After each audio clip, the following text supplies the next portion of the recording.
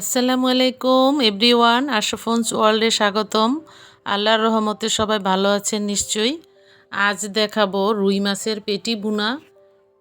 এই রেসিপিটা এত টেস্টি যে মাছ মাংস ফিল করবে। এটা খেতে অনেক পুষ্টি সমৃদ্ধ এবং অনেক সুস্বাদু।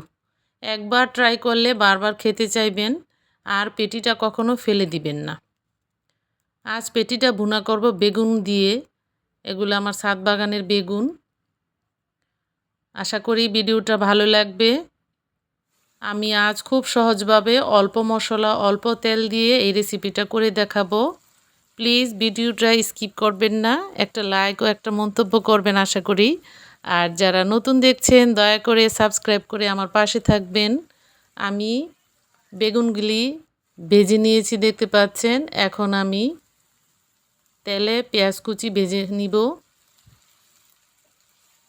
পরিমাণ মতো লবণ দিচ্ছি। এই রুই মাছের পেটিটা অসাধারণ খেতে, বাসায় ট্রাই করে দেখবেন, খুবই সুস্বাদু। এটা একবার খেলে আর অন্য কোনো তরকারি চাইবেন না, এটাই খেতে চাইবেন বারবার। আমি দিয়ে দিলাম আদা রসুন বাটা, হলুদ মরিচ বাটা, একটু সামান্য পানি দিয়ে দিলাম যাতে মশলাটা পুড়ে না যায়।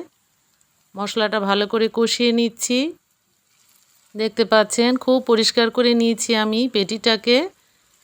এমন ভালোভাবে পরিষ্কার করতে হবে যাতে কোনো তিতা না লাগে, ময়লা পিঠ সব ফেলে দিতে হবে। এখন ওই পেটি সহ মশলাটাতে আমি ভাজা বেগুনটা দিয়ে নেড়েচেড়ে নিচ্ছি। দেখতে পাচ্ছেন কালারটা খুব সুন্দর এসেছে। আশা করি খেতেও ভালো লাগবে। এটা খুব তেলতেলে খাবার, কিন্তু খেতে খুবই স্বাদ। একবার ট্রাই করেই দেখবেন বাসায়। ধনিয়া পাতা আর কাঁচামরিচ ফালি দিয়ে দিলাম সামান্য। মাশাআল্লাহ কালারটা ভালো এসেছে। আমার তৈরি হয়ে গেছে পেটি ভুনা রুই মাছের পেটি। আর ফেলবেন না আশা করি। এটা সবাই ট্রাই করবেন। ভালো থাকবেন, সুস্থ থাকবেন। আল্লাহ হাফেজ।